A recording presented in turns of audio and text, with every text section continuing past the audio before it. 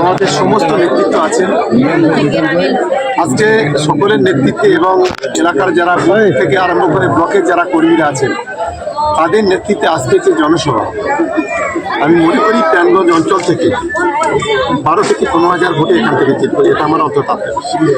ভাঙড়ের বিভিন্ন জায়গায় আপনি প্রচার মিছিল করছেন, সভা করছেন, মানুষের সাড়া কতটা পাচ্ছেন?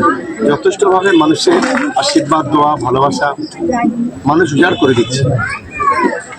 রাস্তাঘাটে যেখানেই যাচ্ছে আমার মা বোনেরা, ভাইরা যারা আছেন রাস্তার দুপায়ে ধরে সবাই একটা কথা বলছে, ভাঙড় তৃণমূল কংগ্রেস জিতছে। এটাই গোটা ভাঙড় জুড়ে এই স্লোগানটা উঠে গেছে, আমরা জিতব এবং আগামী দিনে মানুষের জন্য কাজ করব। অন্যদিকে আইএসএফ এর তরফ থেকে তারাও দাবি করছে, নওশাদ সিদ্দিকী দাবি করছে বিপুল ভোটে তারা জিতবে। দাবি থেকে করতেই পারে। আমারও মাঝে মাঝে স্বপ্ন হয়, ইচ্ছা হয় যে আমি প্রধানমন্ত্রী হব বা মুখ্যমন্ত্রী হব, আমি করতেই পারি। তা প্রত্যেকের নিজস্ব একটা ইচ্ছা আছে, আশা আছে, সে তো করবেই। আপনি বক্তব্যের মাঝে বললেন যে 34টা সিটের মধ্যে আইএসএফ একটাও জিততে পারবে না, জিতলে আপনার। আমি আজও অন ক্যামেরা বলছি, যদি 34টা সিটের মধ্যে একটা সিট জেতে আমার নামে একটা কুকুর পুষে রেখে দেবেন 4 তারিখে। আজও আমি বলে দিই, বাংলার মানুষ এত বোকা নয়, বাংলার সংখ্যালঘুর এত বোকা নয়, বাংলার হিন্দু ভাই বোনের এত বোকা নয়। যেভাবে ধর্মীয় বিভাজনের রাজনীতি করছে আজকের প্রকাশ্যে বা পরোক্ষে, যেভাবে ইসলামকে অবমাননা করছে, যেভাবে হাদিস কোরআনকে অপব্যাখ্যা করছে নওশাদ এবং আব্বাস দুই ভাই, বাংলার সচেতন মানুষ, শিক্ষিত মানুষ, বুদ্ধিজীবী মানুষ, ধর্মীয় প্রাণ মানুষ, এরা কোনোদিন এদের পাশে থাকতে পারে না। আগামী দিনে জবাব দেবেই মানুষ। 29 তারিখে এর জবাবটা আপনারা দেখতে পাবেন এবং 4 তারিখে গণনার দিন বুঝতে পারবেন। শেষ দাদা, যাদের এসআইআর মানে নাম ডিলিট হয়ে গেছে তারা কি করবে, কোথায় যাবে কিছু বুঝতে পারছেন? দেখুন, এই মুহূর্তে যাদের এসআইআর এর নামটা ডিলিট হয়েছে, এখন দুটো সেকশন আছে, একটা হচ্ছে আন্ডার জুডিকেশন আর একটা হচ্ছে ডিলিট। ডিলিট যারা হয়েছে তাদেরকে বলবো, আমাদের প্রিয় দিদি মুখ্যমন্ত্রী মমতা বন্দ্যোপাধ্যায় সুপ্রিম কোর্টে মামলা করেছিল বলে এটা জাজ সাহেবরা এটা হিয়ারিং নিচ্ছে। যাদের ডিলিট হয়েছে তারা ইমিডিয়েট একটা দরখাস্ত করবেন, করে বিএলওর কাছে যে কাগজপত্র জমা দিয়েছিলেন সেগুলো নিয়ে আপনার পঞ্চায়েতে জমা দিন। আমরা সেগুলো নিয়ে বিডিও অফিস হয়ে আমরা ডিএম এর কাছে যাব, সেটা নিয়ে আমরা সুপ্রিম কোর্ট পর্যন্ত লড়াই করব। হয়তো এই মানুষগুলোকে ভোট দিতে দেবে না বিজেপি, যার কারণে এই পরিকল্পনা করে এই লক্ষ লক্ষ মানুষের ভোটটাকে কেটে দিয়েছে। ক্ষমতায় আসার স্বপ্নে বিভোর হয়ে গেছে ওরা। কিন্তু বাংলাতে আমি মনে করি এরা পরবর্তীকালে ভোটাধিকার পাবে, কিন্তু যতই ভোট কেটে দিক, যতই নাড়ো কলকাঠি, নবান্নে 4র্থবারের জন্য আবার হাওয়াই চটি কেউ আটকে রাখতে পারবে না, এটা আমি আজকে বলে। কিন্তু পাশাপাশি নওশাদ সিদ্দিকী বলছেন যে আপনাদের কোথাও যাওয়ার দরকার নেই, আপনারা বাড়িতে বসে থাকুন, যা করার আমি করব। একই কথা বলেছিল এসআইআর। আমরাও তো বলেছি, আমরা কথা দিলে কাজ করি, আমরা ওর মতো মিথ্যাবাদী দালাল নই, আমরা মানুষের সঙ্গে থাকি 365 দিন 65 দিন। উনি 6 মাস ধরে যে কাগজগুলো গুড়িয়ে নিয়ে গেছিলেন, বলুক কি কি কাজ করেছেন উনি। একটা লক্ষ্মীর ভাণ্ডার দিতে পেরেছেন, একটা কৃষক বন্ধু দিতে পেরেছেন, একটা গরিব মানুষের ঘর দিতে পেরেছেন, মানুষের দাবি একটা রাস্তা দিতে পেরেছেন, মানুষের দাবি একটা অ্যাম্বুলেন্স দিতে পেরেছেন। সমস্ত কাগজগুলো মানুষের কাছে নিয়ে গিয়ে ডাস্টবিনে ফেলে দিয়েছে, এর বাইরে কিছু নয়। আজও সেই একই কথা বলা শুরু করেছে। আমি বলবো, সাধারণ মানুষকে বলবো, সরাসরি হয় বিএলওর কাছে চলে যান, না হলে এই কাগজগুলো আমাদের পঞ্চায়েতে জমা দিন। আমরা আপনাদের গ্যারান্টি সৃষ্টি করব, কারণ দিদি আছে, অভিষেক বন্দ্যোপাধ্যায় আছে, আমরা সুপ্রিম কোর্ট পর্যন্ত লড়াই করব।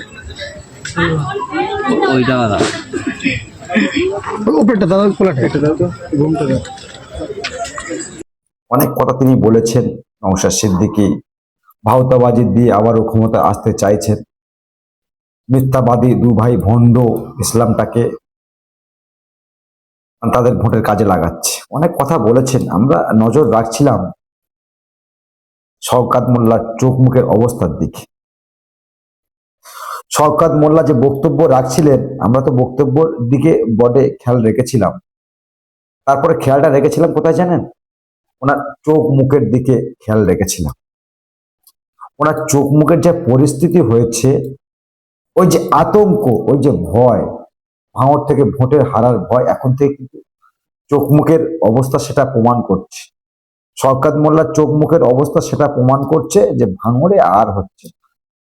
ভাঙড়ে নওশাদ সিদ্দিকীরা হয়তো উন্নয়ন করতে পারেনি, আবারও বলছি, নওশাদ সিদ্দিকী যে খুব বেশি উন্নয়ন ওখানে করেছে তাও কিন্তু নয়। তো নওশাদ সিদ্দিকীর চাপে পড়ে সরকার ওখানে অনেক কাজ করেছে, এটা মানতেই হবে। নওশাদ সিদ্দিকীর দল আইএসএফ হয়তো ওখানে উন্নয়ন করতে পারেনি, কিন্তু নওশাদ সিদ্দিকীর চাপে পড়ে সরকার ওখানে অনেক উন্নয়ন করেছে, অনেক উন্নয়ন করেছে। এটা আমরা বলতে দ্বিধাবোধ করি না। যদিও তাদের সরকার চলছে, তারা তো উন্নয়ন করবে, নওশাদ সিদ্দিকীর সরকার চলছে। তো দর্শক, যেটা আমি খেয়াল রেখেছিলাম, নজর রেখেছিলাম, আমি বক্তব্য রাখছিলাম, বক্তব্যের দিকে যেমন আমাদের নজর ছিল আরেকটি জায়গায়। ওনার এই চোখ মুখের অবস্থা দেখছিলাম আমরা, ওনার এই চোখ মুখের মানসিক অবস্থাগুলো দেখছিলাম। শওকত মোল্লা, যার ভয়ে মানুষ বেরোয় না, যার ভয়ে মানুষ কিন্তু বিরোধী দলকে ভোট দিতে পারে না, ক্যানিং পূর্বতে এমন হাল করে তিনি রেখেছে। আর ভাঙড়ে যখন তাকে টিকিট দিয়েছে না, ওই চোখ মুখের আকৃতিতে আমরা দেখছিলাম একটা ভয় কাজ করছে, একটা ভয় কাজ করছে কোথাও গিয়ে শওকত মোল্লা হেরে যাবে না তো। ভাঙড়ের সমীক্ষা তো সেটাই বলছে, শওকত মোল্লা 50,000 ভোটে ভাঙড় থেকে হারছে। ভাঙড়ের সাধারণ মানুষ বলছে, খেটে খাওয়া মানুষ বলছে, ভাঙড়ের ধর্মপ্রাণ মানুষ তারা বলছে যে শওকত মোল্লাকে আমরা চাই না ভাঙড়ে। শওকত মোল্লা ক্যানিং থেকে এসছে, ক্যানিংয়েই চলে যাবে। তবে দর্শক, আমি খেয়াল রেখেছিলাম, আপনারা নিশ্চয়ই রেখেছেন, ওনার যে চোখ মুখের অবস্থা না, আমার খুব খারাপ লাগছে। যে এত বড় দাফটে নেতা নাকি বোম টোম সব বাঁধে, বোম টোম মারে, নটোরিয়াস ক্রিমিনাল, যাকে মানবাধিকার কমিশনার আকমা দিয়েছে, তারপরে মুখ্যমন্ত্রী বলেছেন তুই তো বোম বাঁধিস। এই বোম বাঁধার লোকের একই অবস্থা, যে বোম বাঁধে আর বোম মারে, তার একই অবস্থা, একই হাল। কেন ভাই তুই দাঁড়াতে গেলি? আর এখন আর উনি বিধায়ক নেই, এখন আর উনি ক্যানিং এর বিধায়ক নেই, এখন শওকত সাহেব যেটা খুশি আমরা বলতে পারি। কেন ভাই তুই ভাঙড়ে দাঁড়াতে গেলি? কিন্তু ক্যানিং ঠিক ছিল, তুই কেন ভাঙড়ে দাঁড়িয়ে নিজের বিপদ নিজে ডেকে আনতে গেলি? এটা তো অনেকেই বলছে, আমাদের কথা নয়, অনেকেই বলছে যে ভাঙড়ে যেটা হচ্ছে আর কি, ক্যানিং এ যেটা করে খাচ্ছিলিস খা, ভাঙড়ে কেন মাথা দিতে এলি? মাথা তো ভাঙবে। ভাঙড়ের মানুষ শান্তিপ্রিয় মানুষ, তোমাকে তো ভোট দেবে না বাবু। তো উনি না ফেঁসে গিয়েছে, শওকত সাহেব না ফেঁসে গিয়েছে, তার জন্য অনেক আন্দোলন করেছেন কর্মীদেরকে লেলিয়ে দিয়ে, যে আমরা ভাঙড়ে চাই না, ওনাকে ক্যানিং এ চাই। ক্যানিং এ তো হাঁটছে শওকত মোল্লার দল। আর ভাঙড়ে যে পরিস্থিতিটা হয়েছে, ভাঙড়ে লক্ষাধিক ভোটে তিনি হারছেন।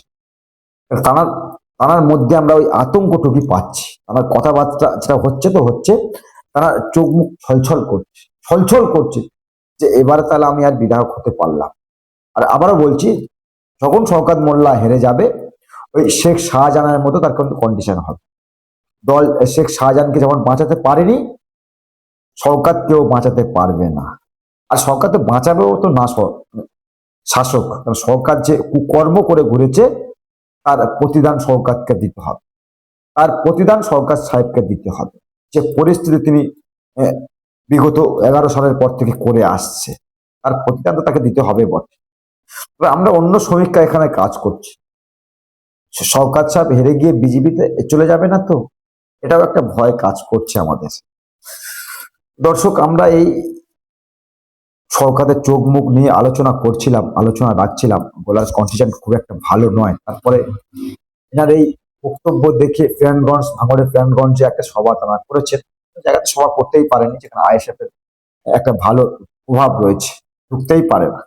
কারণ মানুষকে যেভাবে রাগিয়ে রেখেছেন, মানুষকে যেভাবে যন্ত্রণার মধ্যে রেখেছেন, তিনি তো ঢুকতেই পারবে না। তাই ফ্রেন্ডগঞ্জে একটা সভা করছিলেন। সবাই কেমন লোক হয়েছে না লোক হয়েছে ওটা খবর নয়, খবর এই শওকত মোল্লার চোখ মুখের ছলছলে অবস্থা, হারার আতঙ্ক তার ভিতরে কাজ করছে।